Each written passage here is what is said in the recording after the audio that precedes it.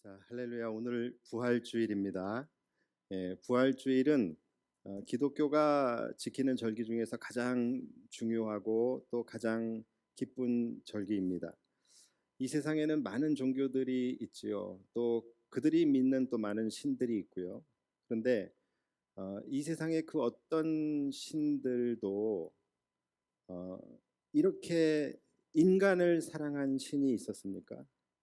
또 이 세상의 그 어떤 신도 인간을 이만큼 사랑해서 자신의 사랑하는 독생자 아들을 내어준 그런 신이 있었습니까? 사실 이 질문은 처음부터 잘못되었지요. 왜냐하면 그들은 진짜 신이 아니에요. 그러나 우리가 뭐 100번 1000번 양보해서 그들을 뭐 굳이 신이라 친다 할지라도 정말로 인간들을 사랑하고 정말로 인간들을 사랑해서 자신의 생명까지 내어준 신은 예수 그리스도밖에 없습니다. 우리가 믿는 하나님, 우리가 믿는 예수 그리스도는 그런 분입니다. 자, 그런데 거기서 끝나면 안 되겠죠. 그렇죠? 여기서 끝나면 기독교가 아닌 거예요. 그냥 우리를 위해서 대신 죽으셨다. 그것만으로도 사실 굉장히 놀라워요. 그러나 그냥 여기서 끝나면 그냥 그것은 미담일 뿐인 거예요. 그냥 여기서 끝나면 그것은 추모의 대상이지 믿음의 대상이 될 수는 없는 것입니다. 만약에 예수님이 우리를 위하여 대신 죽으셨다 해서 끝났다고 한다면 저부터가 아마 기독교를 믿지 않았을 것입니다. 믿을 이유가 없는 것이죠. 그러나 우리가 이렇게 구원의 확신을 가지고 영생을 믿으며 또 하늘나라 본향을 사모하며 살아갈 수 있다라는 것, 이것의 근거는 뭡니까? 바로 이 부활을 믿는 부활 신앙이 있기 때문이에요. 그러니까 그리스도의 부활이라는 것은 우리 그리스도인들에게는 굉장히 아주 중요한 문제이고, 이 부활이라는 사건이 정말로 일어났느냐 일어나지 않았느냐 여기에 따라서 기독교의 허구와 진실이 결정되는 거예요. 그리고 이 부활을 믿느냐 믿지 않느냐에 따라서 우리의 구원의 여부가 결정이 되는 것입니다. 그래서 고린도전서 15장 14절을 보면은 그리스도께서 만일 다시 살아나지 못하셨으면 우리가 전파하는 것도 헛것이요 또 너희 믿음도 헛것이며, 그러니까 그리스도께서 다시 살아나지 않으셨다면, 즉 부활이 없었더라면 우리가 전파하는 것 뭐예요? 바로 복음이죠. 이 복음이 거짓이라는 거예요. 헛것이라는 거예요. 그리고 그 복음을 듣고 믿은 우리의 그 믿음 역시 헛것이라는 거예요. 한마디로 기독교 전체를 부정하는 것입니다. 그러니까 바울 사도 역시도 부활이 부정되면 기독교 전체가 부정된다라고 단언하고 있는 것입니다. 이 부활이라는 사건은 굉장히 중요한 사건이에요. 자, 그러니까 우리가 이제 오늘 본문을 통하여 부활의 현장으로 한번 가보겠습니다. 오늘 본문 1절을 보시면 안식 후 첫날이 되려는 새벽에 막달라 마리아와 다른 마리아가 무덤을 보려고 갔더니, 자, 안식 후 첫날이에요. 그 당시에 안식일은 토요일이죠. 그러니까 토요일 안식 후 첫날이니까 바로 주일날 새벽, 오늘 새벽이 되는 거예요. 오늘 새벽에 이 여인들이 새벽 아침 일찍부터 무덤을 보러 갔다라고 하는 거예요. 다른 복음서에 보면은 가면서 걱정을 했대요. 이 무덤을 막고 있는 큰 돌문이 있는데 이 돌문을 여인들이 옮길 수가 없어요. 그래서 이 돌문을 누가 옮겨줄 거를 걱정하면서 갔다라고 기록이 되어져 있어요. 여인들이 무덤에 도착을 했는데 이게 웬일이에요? 돌문이 옮겨져 있는 거예요. 그리고 그 안에 보니까 어떤 한 사람이, 그 형상이 마치 번개와 같고 흰 옷을 입은 한 사람이 누굽니까? 바로 천사죠. 이 천사가 앉아 있는데 천사가 여인들을 향하여 이야기를 합니다.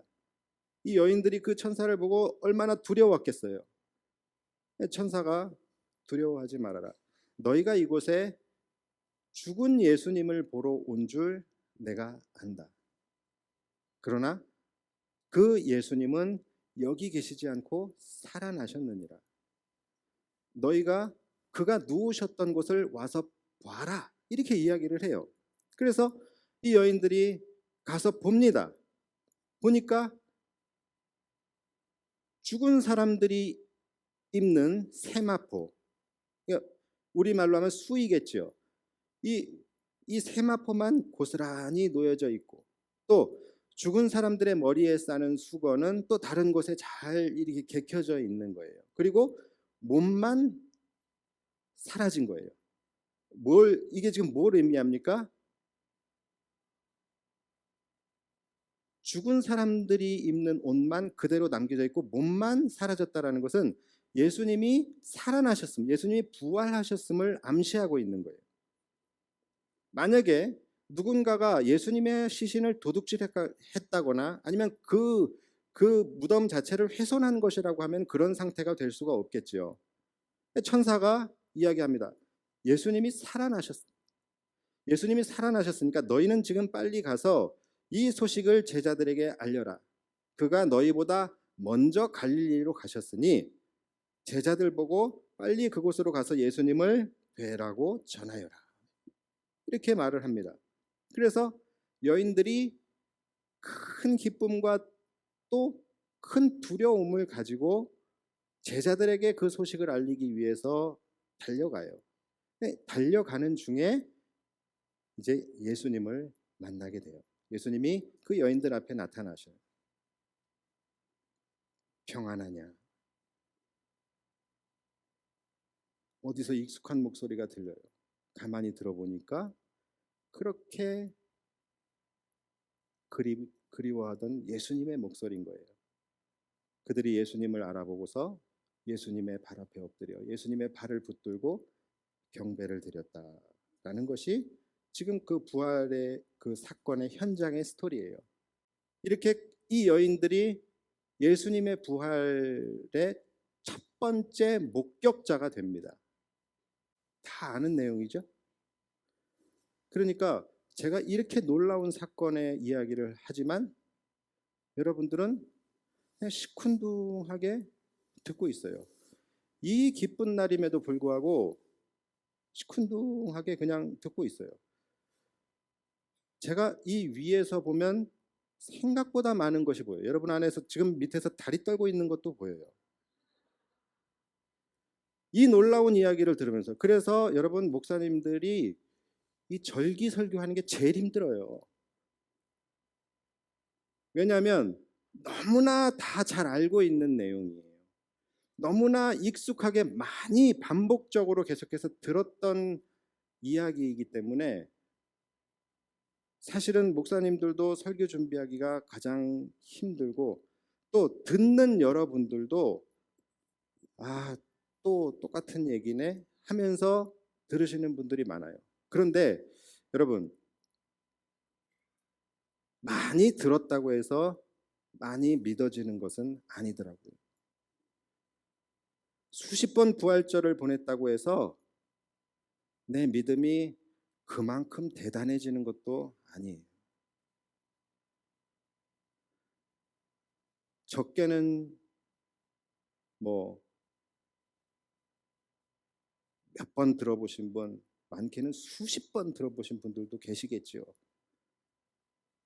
내가 지금까지 부활절을 보내면서 내가 받은 계란이 몇 개인데 맥반석부터 시작해서 구운 계란 뭐 받은 것만 한 트럭인데 근데 그게 다 내 부활 신앙이 되는 것은 아니더라는 거예요.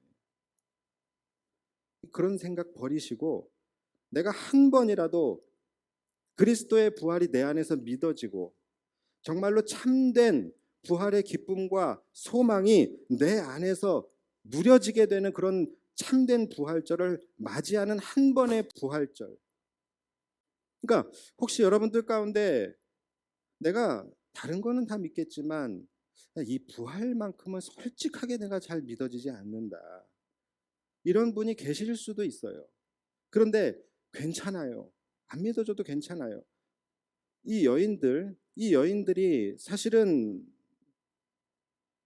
그날 새벽에 어둠을 헤치며 예수님의 무덤을 찾아갈 때에도 이 여인들이 부활 신앙을 가지고 갔던 것은 아니에요.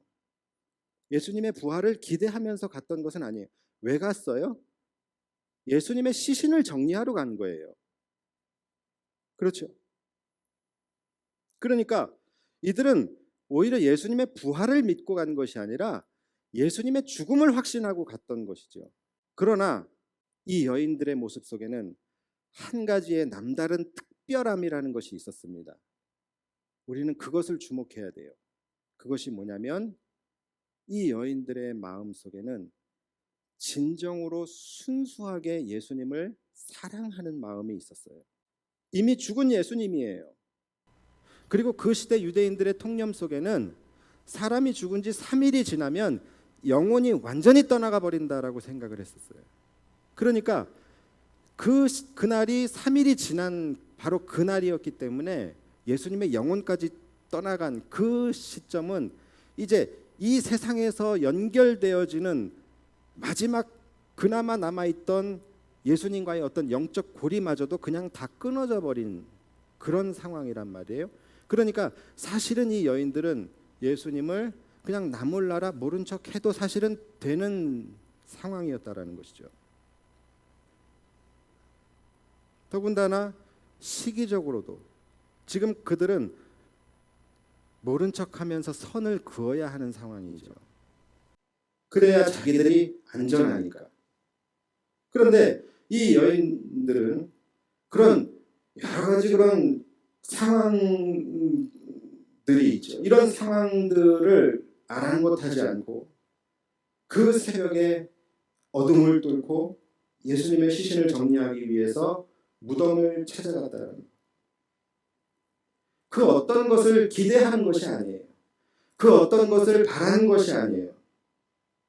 그냥 예수님을 마음으로 순수하게 사랑하는 그 마음 하나를 가지고 무덤을 향하여 나아갔던 거예요. 돌문을 어떻게 옮겨야 할까 여기에 대한 대책도 없었어요. 그러니까 어찌 보면 굉장히 무모한 것이죠. 굉장히 무모해요.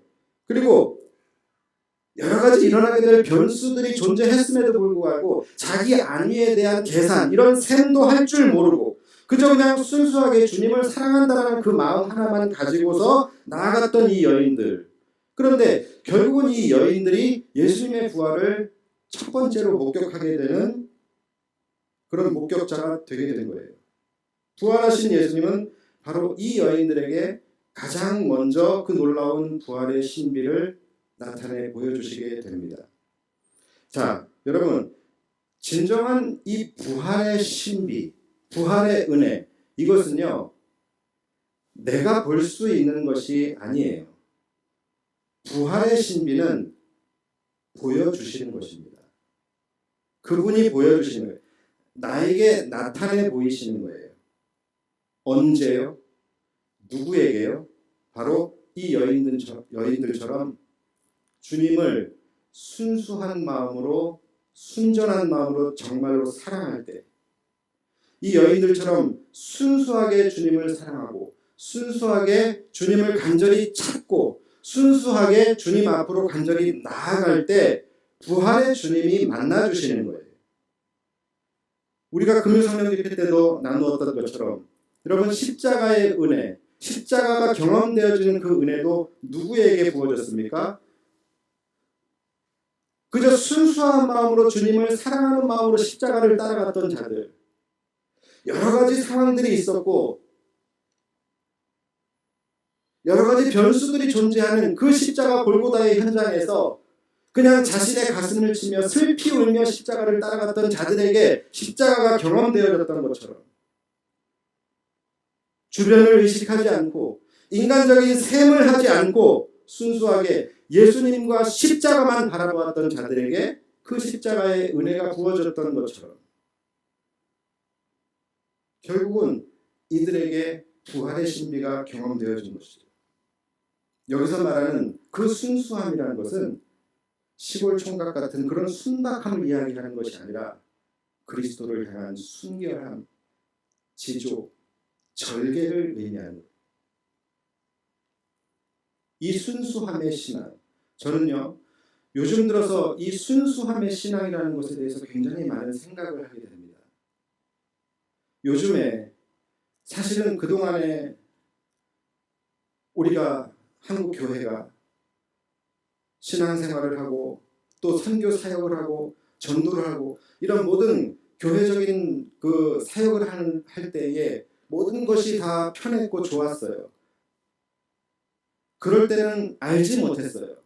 그런데 이 코로나를 비롯하여서 여러 가지 일련의 그런 상황들이 전개가 되면서 여러 가지 교회에 닥치는 그런 일들을 우리가 마주하게 되면서 이 순수함의 신앙이라는 것에 대해서 생각을 하게 돼요. 이런 일들을 마주하게 되면서 뭔가 순수하게 예수님을 바라보고 순수하게 우리가 신앙생활에 대해서 생각하기보다는 이것이 되냐 안 되냐, 이것이 맞냐 안 맞냐, 여기에 초점이 너무나 맞춰져 있어요. 이것이 신학적으로 맞냐 안 맞냐, 코로나인데 교회를 가는 것이 맞냐 안 맞냐, 코로나인데 전도를 하는 것이 맞냐 안 맞냐, 사람들의 시선이 이런데 우리가 이렇게 하는 것이 맞냐 안 맞냐, 교회가 이렇게 하는 것이 가냐 아니냐, 목회자들이나 성도들이나 똑같이 신학자들이나 목회자들이나 조금 더 아는 사람은 조금 더 아는 대로 말씀을 근거해서 역사적 선례를 갖다가 자신의 입장을 그것을 근거로 해서 뭔가를 설득하려고, 뭔가를 명분을 만들려고 그러는 가운데 신앙의 순수함이라는 것이 어디로 갔는지 저를 포함하여, 그러니까 이 순수함의 신앙은 어디 가고 뭔가 명분만 남아있는 것 같아요. 여러분, 가도 되고 안 가도 돼요. 해도 되고 안 해도 돼요. 그러나 내가 어떤 명분을 만들어 놓고 내가 여기에 의지해서 하고 여기에 이 명분에 의지해서 안 하고 이런 것이 아니라 내가 순수하게 주님을 사랑하기 때문에 하고 내가 순수하게 주님을 사랑하기 때문에 하지 않는 것, 이것을 주님이 기뻐하시지 않을까요? 이걸 요즘에 너무 많이 깨달아요. 이 여인들이요, 그날 무덤에 안 가도 됐어요. 가야 한다는 법도 없었어요. 그리고 간다고 해도 뭐 뾰족한 수도 없었어요. 그러니까 명분을 따지기 시작하면은 안 가야 될, 안 가도 될 명분이 차고 넘쳤어요. 그러나 그들은 그런 명분보다는 그냥 순수하게 그들이 주님을 사랑하기 때문에 갔던 거예요. 뭔가 기대할 것이 있어서 갔던 것이 아니라 그저 주님 사랑하는 그 마음 하나 붙들고 가는 것이죠. 예수님이 십자가를 지고 골고다를 올라갔어요. 모른 척 해도 돼요. 모른 척 해야만 되는 상황이에요.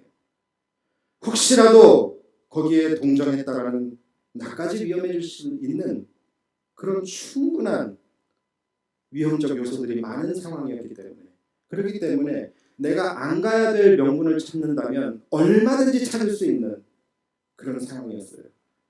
그러나 이들은 그런 명분이 필요하지 않았어요. 내가 주님을 사랑하기 때문에, 내가 기대할 것이 없어도, 나에게 위험이 닥친다 할지라도 주님 사랑하는 그 마음 하나 때문에 남들을 의식하지 않고 나는 가슴을 치며 슬피 울며 그 십자가를 따라갔던 것이죠. 결국 그들이 십자가를 경험하고 결국 그들이 부활의 신비를 경험한 것이죠. 죄인은 죽어야 합니다. 죄인은 죽는 것이 법이에요. 그것이 하나님의 공의입니다. 하나님의 입장에서 명분을 찾는다면 우리를 그저 그냥 진노와 멸망 가운데 내버려 두어야 할 명분이 훨씬 많아요. 그러나 하나님은 그 명분을 찾지 않으셨어요. 그거 그냥 다 버리셨어요. 그냥 우리를 사랑하는 그 순수한 사랑, 그 사랑 하나 가지고 우리를 대신하여 십자가를 지신 거예요. 주님의 사랑이 그런 사랑인데 그 사랑을 입은 우리가 그 주님을 사랑하는데 뭐가 그렇게 계산할 게 많고 뭐가 그렇게 명분을 찾아야 하고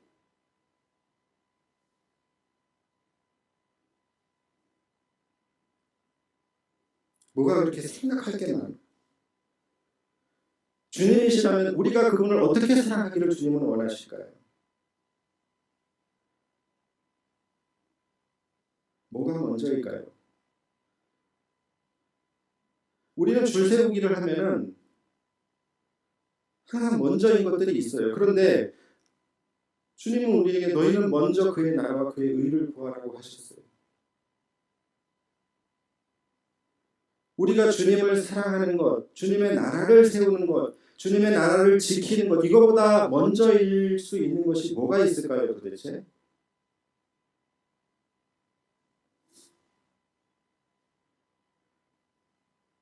주님을 사랑하되 온전히 사랑하라고 말씀하시는데 그 온전이라는 것이 뭘까요?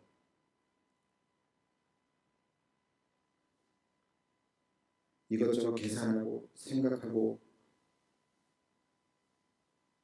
그 생각을 뒷받침해줄 근거가 되줄 만한 말씀을 찾고 신학적 근거를 찾고 교리를 뒤지고 이런 모든 것들을 탄탄히 한 다음에 그 명분을 따라서 하는 것, 그게 온전한 거예요?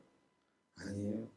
온전히 사랑하는 것은 그냥 순수하게 주님만 보고 사랑하는 거예요. 그것이 순수함의 신앙 아닐까요?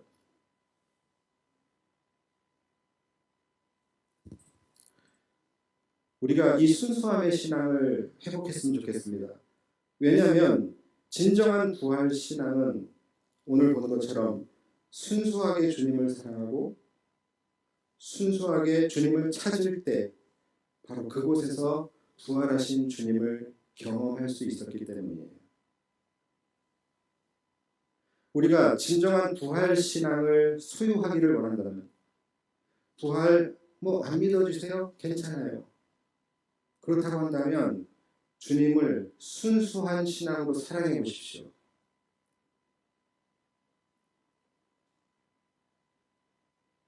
진짜로 여러분들이 부활의 신앙, 부활의 능력을 소유하고 싶다면 이 여인들처럼 계산하지 마시고 순수하게 주님을 사랑해 보세요. 오늘 제자들을 갈릴리로 부르시면서 거기서 나를 보리라라고 말씀하세요. 주님 오늘도 여러분들에게 말씀하십니다. 여러분들을 부르세요. 영적 갈릴리로 여러분들을 초청하십니다. 거기서 나를 보리라. 자, 여러분들 어떻게 가시겠어요? 그 길을 어떻게 가시겠어요? 여러 가지 계산하면서 가시겠어요? 지금 이 상황, 이 시국에 무엇을 계산하시고 무엇을 두려워하실 것이고 어떠한 마음으로 가시겠어요? 다른 거 다 내려놓으십시다. 다른 거 다 내려놓으시고 지금 여러분들의 발목을 붙들고 있는 것들 있는 줄 알아요. 여러분들을 두렵게 하고 있는 거 있는 줄 알아요. 그러나 주 예수보다도 귀한 것은 없네. 이 고백을 우리가 하면서 정말로 순수하게 주님만을 사랑하는 그 마음을 가지고 주님이 부르시는 그곳을 향하여 나아갈 때에 부활하신 주님께서 오늘 우리를 만나주실 줄 믿습니다.